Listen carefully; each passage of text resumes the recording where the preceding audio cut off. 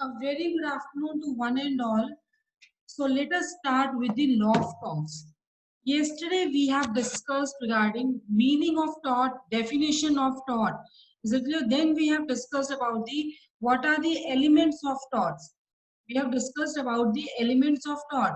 We have said कि tort है ये एक ब्रांच है लॉ की जो कि अनकॉडिफाइड है it has evolve through the judicial pronouncements taught है ये फ्रेंच वर्ड है taught it is a French word जो लेकिन लेटिन टर्म से डिराइव है टॉटम व्हिच मींस ट्विस्ट सो इसका क्या मतलब है इट मींस कि ये कंडक्ट है जो कि लॉफुल नहीं है अनलॉफुल है exactly it is a unlawful so this was the torts then we have discussed about the what are the essentials of torts essentials क्या है टॉट के सबसे पहला इसेंशियल क्या था कोई भी एक्ट आप कर रहे हो ओमिशन है देन उससे कोई लीगल डैमेजेस आ रही है is it clear legal damage हो रही है आपकी लीगल डैमेज हो रही है तो वहां पे रेमेडी है then we have discussed about the कि जो आपका ये डैमेज है वो किस तरह का होना चाहिए we have discuss this in two forms injuria sine damnum and damnum sine injuria that is injuria sine damage means injury without any damage but damnum sign injury means damage legal damage without any injury इसलिए तो tort क्या है it is other than a bare breach of contract or breach of trust then we have discussed that tort है redressable by unliquidated damages यहाँ पे कि आपके damages पहले से फिक्स नहीं होते हैं प्री एस्टिमेट नहीं होते हैं is it clear so tort क्या it is other than mere breach of contract or breach of trust is it clear we have discussed some case laws also on these two maxims. Any doubt, guys? Any doubt? Okay, then we will start with then we have discussed the defenses also against the tortious liability. There were 8 defenses which we have discussed. Now today we are going to start with another topic that is vicarious liability. So vicarious liability of the state. तो उसे state की discuss करने से पहले we are going to discuss the vicarious liability including vicarious liability क्या होता है? Generally आपका क्या होता है vicarious liability? जनरली है कि जो पर्सन है जनरल रूल यही होता है कि जिस पर्सन ने कोई एक्ट किया है he is responsible for his own act but vicarious liability is an exception to this general rule तो वाइकेरियस लाइबिलिटी क्या होता है person is liable for the acts of another देखो जनरल रूल क्या है कि person is liable for his own acts he is responsible for his own acts but vicarious liability it is an exception to the general rule and it says that a person is liable for the act of another किसी और की गलती है भुगता कोई और है is it clear so it means जो vicarious liability का रूल है आपका वो एक दूसरे पर्सन पे लाइबिलिटी इंपोज करता है इसलिए it imposes liability one person for the act done by the another person normally जो पर्सन है अगर उसने रॉन्गफुल एक्ट किया है she should be made liable in India ठीक है लेकिन यहाँ पे इट इज ऑपोजिट तो अब ये वाइकेरियस लाइबिलिटी के एग्जांपल्स क्या है जैसे प्रिंसिपल एजेंट का रिलेशनशिप है प्रिंसिपल एजेंट का रिलेशनशिप एजेंट काम करता है वो is liable principal is liable master servant relationship ले लो आप पार्टनर्स का रिलेशनशिप ले लो ठीक है तो master is liable for the any tort which the servant commits in the course of his employment तब यहाँ पे इवन मॉडर्न क्रिमिनल लॉ है वहां पे भी वाइकेरियस लाइबिलिटी का रूल है वो वाइकेरियस लाइबिलिटी बहुत सेल्डमली अप्लाई किया है पीनल लाइबिलिटीज है वाइकेरियस नहीं है तो कुछ एक्सेप्शनल सर्कमस्टांसेस है स्पेशल सर्कमस्टांसेस है जहां पे लेस सीरियस ऑफेंसेस है वहां पे वाइकेरियस लाइबिलिटी का रूल भी यूज हो जाता है अब वाइकेरियस लाइबिलिटी का जो रूल है इसके रीजंस क्या है why this rule is necessary अब यहाँ पे फर्स्ट रीजन आप कह लो कि it seems more reasonable it seems more reasonable कि जो मास्टर है he should suffer for the wrongs of his servant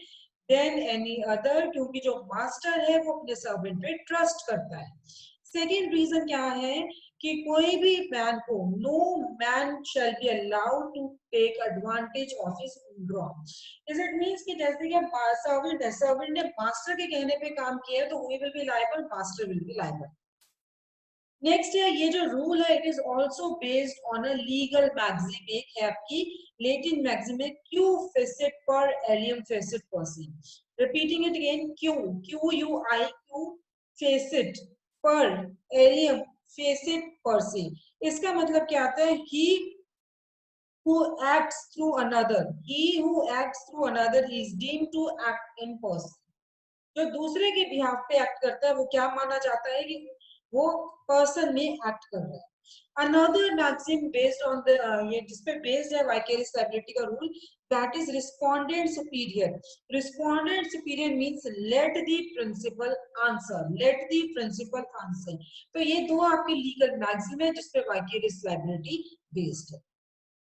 another reason क्या है वाइकेरियस लायबिलिटी का, एम्प्लॉयर्स की, कि जो एम्प्लॉयर्स है वो यूजुअली, जो employers is the employers usually are while the servants usually are not financially capable है। ठीक है, सिविल लायबिलिटी की, अब जो आपका प्रिंसिपल है, मास्टर है, दे फाइनेंशियली स्ट्रांग, तो ये भी आप एक रीजन कह सकते हो कि व्हाई प्रिंसिपल और master is liable. Last reason क्या है कि जो एम्प्लॉयर है वो, he should be made liable because he is who has set the whole thing in motion। उसके काम, उसके कहने पे ही, जो उसने सेट किया उसके कहने पे ही वो काम कर रहे हैं। Is it clear? तो ये जो रूल है it is based on public. Is it clear? So now we are going to discuss with the principal agent relationship. Is it clear? अब प्रिंसिपल एजेंट रिलेशनशिप का क्या है कि जहां पे कोई एक्ट है, where an act it is authorized by the principal. ठीक है, कोई एक्ट है, प्रिंसिपल ने ऑथराइज किया है, एजेंट ने किया है वो काम, तो यहाँ पे क्या है, दोनों के दोनों ही लायबल होंगे, both of them are liable. But ये जो अथॉरिटी है काम करने की, जो प्रिंसिपल कह रहा है, वो आपकी अथॉरिटी एक्सप्रेस भी हो सकती है और इम्प्लाइड भी हो सकती है। इसलिए जो प्रिंसिपल ने अथॉरिटी दी है, it can be express also, it can be implied also. ठीक है, जब उसने अथॉरिटी ही दे दी देन कौन लायबल होगा? According to vicarious liability, only principal will be liable for the acts of his agents. Is it clear? और तीसरी बात क्या ध्यान में रखनी है, अगर उस एक्ट ने वो काम किया है in the course of performance of his duty as an agent. Clear? तो लॉ क्या है, एक लाइबिलिटी अटैच कर देता है प्रिंसिपल को for any wrongful act of his agent, that he it is the principal who has selected the agent. Is it clear? So there is a case law, Lillard versus Gray Smith and Company. Lillard versus Gray Smith and Company. Is it clear? So इस case में क्या held हुआ था? Lillard versus, just a minute guys.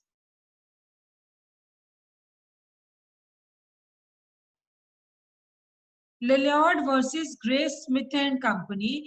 यहाँ पे Mrs लिलियॉर्ड है, जो Mrs लिलियॉर्ड है, उनके 2 कॉटेजेस थे, बट फिर भी वो सेटिस्फाइड नहीं थी with the returns therefrom approach the office of grace. तो इस वजह से वो ग्रेस के ऑफिस में पहुंची।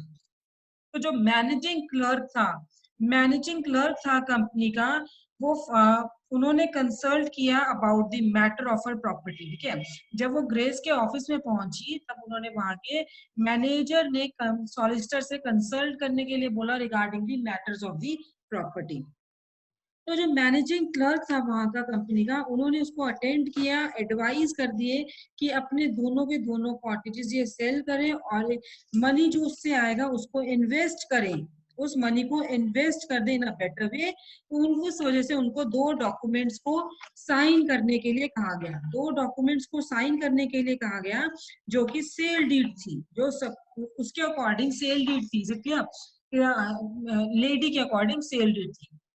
ना इनफैक्ट वो डॉक्यूमेंट्स थे, दैट वर डॉक्यूमेंट्स थे, उनको साइन भी कर दिया, लेकिन वो सेल डीड नहीं थी, गिफ्ट डीड थी, और वो गिफ्ट डीड मैनेजिंग क्लर्क ने अपने नाम पे करवा ली। इसलिए उसके बाद उन्होंने क्या किया, प्रॉपर्टी को डिस्पोज ऑफ कर दिया, प्रॉपर्टी को डिस्पोज ऑफ कर दिया, मिस अप्रोप्रिएट कर दिए प्रोसीड्स को, और उन्होंने एक्ट किया solely for his personal benefit and without the knowledge of the principal. Principal की भी नॉलेज नहीं थी.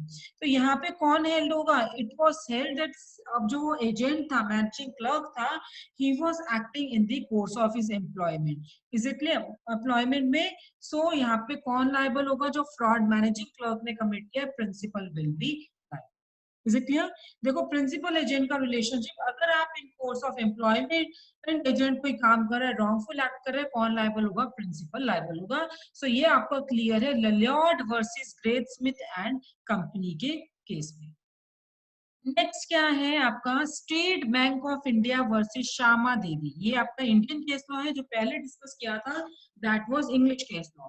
एसबीआई वर्सेस श्यामा देवी, एआईआर 1978, सुप्रीम कोर्ट 1263. यहाँ पे वुमेन है, जो प्लेंटिफ है, सॉरी, जो वुमेन है, वुमेन का जो हस्बैंड है, जितने वुमेन्स हस्बैंड है, उन्होंने क्या दिया? कुछ अमाउंट और चेक अपने फ्रेंड को दिए थे. वुमेन के श्यामा देवी के हस्बैंड ने यहाँ पे कुछ अमाउंट और कुछ चेक्स अपने फ्रेंड को दिए थे, जो कि डिफेंडेंट के बैंक में, mean state Bank of India में वो एम्प्लॉय थे. और किस लिए दिए थे? कि ये उसके अकाउंट में डिपॉजिट करवा देना. बट उसको क्या है कि कोई रिसिप्ट नहीं मिली है. जिस पर्सन ने, वुमेन के हस्बैंड ने जो पैसे दिए थे, उसकी रिसिप्ट नहीं मिली है. तो बैंक एम्प्लॉय ने क्या किया? वो अमाउंट मिस एप्रोप्रिएट कर लिए. तो अब ये सुप्रीम कोर्ट ने यहाँ पे क्या कहा था कि जो एम्प्लॉय है, जब उन्होंने फ्रॉड कमिट किया था, वो he was not acting in the scope of bank's employment. ठीक है, बैंक में वो सिर्फ उसने पैसे किस लिए पकड़ाए थे? क्योंकि फ्रेंड है, बैंक में लगा हुआ, डिपॉजिट करा देगा, कि उसको जाने की जरूरत नहीं है, नहीं है. So he was acting in his private capacity as depositor's friend. तो डिफेंडेंट बैंक यहाँ पे लायबल नहीं है. क्लियर? डिफेंडेंट का बैंक जहाँ पे जो एसबीआई है, वो लायबल नहीं. Clear? So this was the relationship of the principal and agent. Now suppose अगर आपकी कार आपका फ्रेंड ड्राइव कर रहा है, whether he is the agent of yours or not. If your car is being driven by one of your friends, is that friend is acting as an agent or not for the purpose of vicarious liability? चलो इसको भी हम understand करते हैं with some example. Omrod versus Crossville Motor Services Limited 1953 bracket में है, then 2ALLER753. तो owner है, जो ओनर है कार का, उन्होंने अपने फ्रेंड को बोला कि मेरी कार तुम ड्राइव करो. ठीक है, आपने जैसे अपने फ्रेंड को बोला कि मेरी कार ड्राइव करो. जब कार वो आपका फ्रेंड ड्राइव कर रहा था, वो उसका एक एक्सीडेंट हो गया, बस के साथ टक्कर मारी उस कार ने. नाउ यहाँ पे हेल्ड हुआ था कि जो owner of the car was held liable. चाहे आपका फ्रेंड ड्राइव कर रहा था, then also you are liable. जो ओनर है वो लायबल है for the purpose of vicarious liability. Is it clear? अब एक इंग्लिश केस लॉ भी देख लेते हैं इसके regarding. Trilok Singh versus Kailash Bharti. Trilok Singh versus Kailash Bharti 1986, ACJ 757, Punjab and Haryana high. अब यहाँ पे जो मोटरसाइकिल का ओनर है, वो कंट्री के बाहर था. He was outside the country. तो उसके जो यंगर ब्रदर ने मोटरसाइकिल ले लिया, उसकी नॉलेज के बिना, उसकी परमिशन के बिना. और जब छोटे भाई ने ले लिया तो एक्सीडेंट भी हो गया. तो यहाँ पे हेल्ड हुआ था कि जो यंगर ब्रदर है, could not deem to be the agent of the owner of motorcycle. जो बड़े भाई का मोटरसाइकिल है, उसका एजेंट नहीं लग रहा. सो लेटर could not be, कि जो ओनर है, he could not be vicariously liable for the accident. यहाँ पे कौन लाइबल होगा एक्सीडेंट के लिए? जो छोटा भाई ने बाइक ली थी, मोटरसाइकिल लिया था, वो लाइबल हो गया. Is it clear? Hope you are clear with the relationship of principal and agent. Next is partner. Next is, जो हम ये देखिए, यहाँ पे जो आपका टॉपिक है, वो टॉपिक है vicarious liability of the state. लेकिन वाइकेरियस लायबिलिटी ऑफ स्टेट को अंडरस्टैंड करने के लिए पहले आपको वाइकेरियस लायबिलिटी का कॉन्सेप्ट क्लियर होगा, तभी आप वाइकेरियस लायबिलिटी ऑफ स्टेट को अंडरस्टैंड करोगे. So we are discussing vicarious liability. Now next is regarding the partners. जो partners है firm के, जो partners है firm के, they are ruled by the law of agency. They are ruled by the law of agency means they जो partners होते हैं वो हमेशा एक दूसरे के ही principal है और एक दूसरे के लिए agent है. Is it clear? Suppose A and B, there are two partners. A is the agent for the B and B is the principal, or you can say B is the agent and A is the principal. Sorry, A is the agent and B is the principal. तो वो है दोनों ही partners है, एक दूसरे के agent भी होते हैं, प्रिंसिपल भी होते हैं. तो partners of the firm they are ruled by the law of agency. उनका जो रिलेशन है वो इंटर से पार्टनर्स का है, that of principal and agent. So जो टॉट कमिट होता है, so for the tort committed by any partner in the ordinary course of the business, किसी भी पार्टनर ने कोई tort commit किया ordinary course of business में, तो वहां पे सारे के सारे पार्टनर्स आपके liable होंगे as to the same extent as that of the guilty partner. Clear? तो और ये अगर आप पार्टनरशिप एक्ट भी पढ़ोगे सेक्शन 26, उसमें भी यही चीज लिखी हुई है कि सारे के सारे partners liable. Now see the case laws. Hamlin versus Houston and Company. Again, it is an English case law. अब दो पार्टनर्स हैं डिफेंडेंट फर्म के, दो पार्टनर्स हैं डिफेंडेंट फर्म के. उन दोनों पार्टनर्स में से एक पार्टनर ने वो जनरल स्कोप ऑफ अथॉरिटी वो एक्ट कर रही से डीमिंग की there is general scope of authority, तो वहां से एक्ट कर रहे हैं एज ए पार्टनर. उन्होंने प्लेंटिफ के क्लर्क को ब्राइब किया है और इंड्यूस किया है कि ब्रीच ऑफ कॉन्ट्रैक्ट होगा. Is it clear? उन्होंने ब्राइब ऑफर किया है प्लेंटिफ के क्लर्क को और इंड्यूस किया है कि वे कॉन्ट्रैक्ट को ब्रीच कर दो with his employer by diverging secrets relating to the employer's business. तो यहाँ पे हेल्ड हुआ था कि जो दोनों पार्टनर्स है फर्म के वो लायबल होंगे wrongful act committed by only one. तो एक ही पार्टनर ने किया है but they both will be liable. अब कंपनी है उसके डायरेक्टर्स हैं, उस केस में क्या होगा? क्या कंपनी लायबल है या डायरेक्टर्स लायबल है? Company will be liable for the torts committed by there servant. इसलिए उनके सर्वेंट, कंपनी के जितने भी सर्वेंट्स हैं, अगर उन्होंने टॉर्ट कमिट किया है दे विल बी लायबल. इसलिए तो रॉन्गफुल एक्ट अगर वो इंट्रा वायरस होना चाहिए, not the ultra vires. Ultra vires means company के बाहर नहीं, कंपनी ने जो पावर्स दी उसके विदिन ही होना चाहिए, तभी कंपनी लायबल होगी. लेकिन अगर कंपनी के बियॉन्ड जाके आप कंपनी के बाहर जाके कोई रॉन्गफुल एक्ट कर रहे हो, कंपनी के रूल्स रेगुलेशन से बाहर जाके काम कर रहे हो, तो वहां पे कंपनी इज नॉट लायबल. इसलिए कंपनी के लिए आप कोई काम कर रहे हो, कंपनी के कहने पे कर रहे हो, तब कोई रॉन्गफुल एक्ट हो गया, company will be liable. Is it clear? Directors है ये पर्सनली लायबल होते हैं. इसलिए directors they are personally responsible for the any tort which they themselves commit और डायरेक्ट अदर्स टू कमिट, और चाहे वो कंपनी के बेनिफिट के लिए भी. नेक्स्ट आपका थर्ड रिलेशनशिप आ गया मास्टर सर्वेंट रिलेशनशिप. अब जो मास्टर सर्वेंट रिलेशनशिप है वहां पे क्या है कि ये सर्वेंट अगर किसी सर्वेंट ने रॉन्गफुल एक्ट कमिट किया है अपनी एम्प्लॉयमेंट के कोर्स में, मास्टर लायबल होगा वहां पे. यहाँ पे कोई डाउट नहीं है कि सर्वेंट भी लायबल होगा फॉर हिज रॉन्ग. जो सर्वेंट का रॉन्गफुल एक्ट है वो क्या माना जाता है कि this wrongful act of the servant is deemed to be the act of the master as well. तो लायबिलिटी जो मास्टर की है for the act of a servant वो किस पे बेस्ड है? Respondent superior. एग्जैक्टली जो मैंने आपको स्टार्टिंग में बताया था, respondeat superior let the principal be liable. And it is also based on the another legal maxim that is क्यू फेसिट पर एलियम फेसिट पर से, जिसका मतलब है he who does an act through another is deemed in law to do it himself. तो अब ये इजेंशियल्स क्या है रूल के, कि यहाँ पे टू इजेंशियल्स हैं जो कि प्लेंटिफ ने सेटिस्फाइड किए हैं before he can succeed against the defendant, जो वाइकेरियस लायबिलिटी फिक्स किया on him for any wrongful act done by the latter servant. तो वहां पे क्या है, यहाँ पे टू इजेंशियल्स है. वो इजेंशियल्स क्या है कि वहां पे मास्टर और सर्वेंट का रिलेशनशिप एस्टैब्लिश होगा between the defendant and the actual wrongdoer. Second क्या है, वो ये भी प्रूफ करेंगे कि जो रॉन्गफुल एक्ट है वो सर्वेंट ने किया है वो जब वो course of employ. So servant एक पर्सन है जिसको एम्प्लॉय किया गया है, दूसरे पर्सन ने एम्प्लॉय किया है, और सर्वेंट उसके जिसने एम्प्लॉय किया है उसके डायरेक्शंस और कंट्रोल के अंडर काम कर रहे हैं। नाउ ये तो हो गया सर्वेंट आपका। Now what is the difference between servant and independent contractor? Servant and independent contractor. Servant मैंने आपको बता दिया कौन है, he is employed by another to do work, और उसी की डायरेक्शंस और कंट्रोल के अंडर वो काम करते हैं, इज इट क्लियर?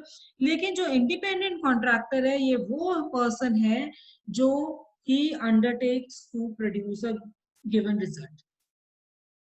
अब वो किसी के अंडर काम नहीं कर रहा, किसी कंट्रोल में नहीं, वो अपनी मर्जी से काम कर रहे हैं। ठीक है, वो अपनी मर्जी से काम कर रहे हैं, उसको हम क्या कह रहे हैं? इंडिपेंडेंट कॉन्ट्रैक्टर कह रहे हैं। इंडिपेंडेंट कॉन्ट्रैक्टर वो पर्सन है जो अपना ही मास्टर है। सर्वेंट है वो अपने एम्प्लॉयर के ऑर्डर्स को मानता है, इंगेज करता है, उसको ओबे करता है इसीलिए टाइम टू टाइम। लेकिन इंडिपेंडेंट कॉन्ट्रैक्टर है वो उसको हम इंगेज करते हैं टू डू सर्टेन वर्क, लेकिन अपनी मर्जी से करेगा कि किस तरह से उसे ये काम करना है। कि वो he is bound, independent contractor है, he is bound by his contract not by his employer's order. So generally में क्या है कि जो एम्प्लॉयर है he is not liable for the tort of his independent contract. एक आपने कॉन्ट्रैक्टर है, घर कंस्ट्रक्शन के लिए उसको दे दिया कि घर कंस्ट्रक्ट करना है, एक हाउस कंस्ट्रक्ट करना है, तो वहां पे अगर इंडिपेंडेंट कॉन्ट्रैक्टर ने कोई रॉन्ग कमिट कर दिया, कोई टॉर्ट कमिट कर दिया, वहां पे वो एम्प्लॉयर नहीं लायबल होगा जिसने इंडिपेंडेंट कॉन्ट्रैक्टर को हायर किया घर को कंस्ट्रक्ट करने के लिए। ड्राइवर है कोई टैक्सी कैब का, ड्राइवर है टैक्सी कैब का, उन्होंने किसी को हायर किया है रेलवे स्टेशन जाने के लिए। Now he is not a servant, but क्या है वो ड्राइवर जो टैक्सी कैब का है इंडिपेंडेंट कॉन्ट्रैक्टर।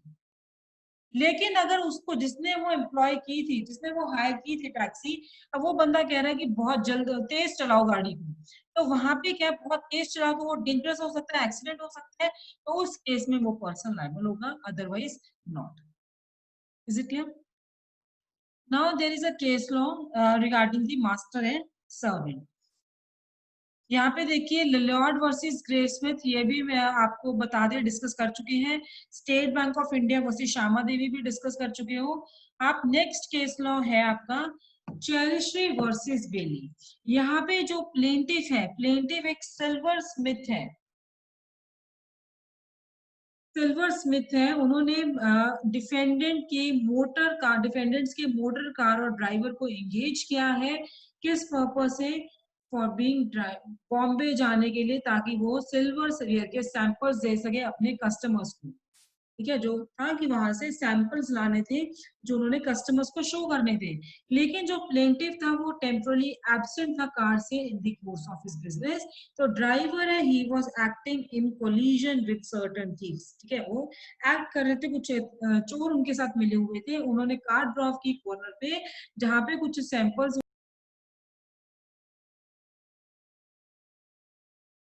यहाँ पे प्लेंटिव है, उन्होंने डिफेंडेंट्स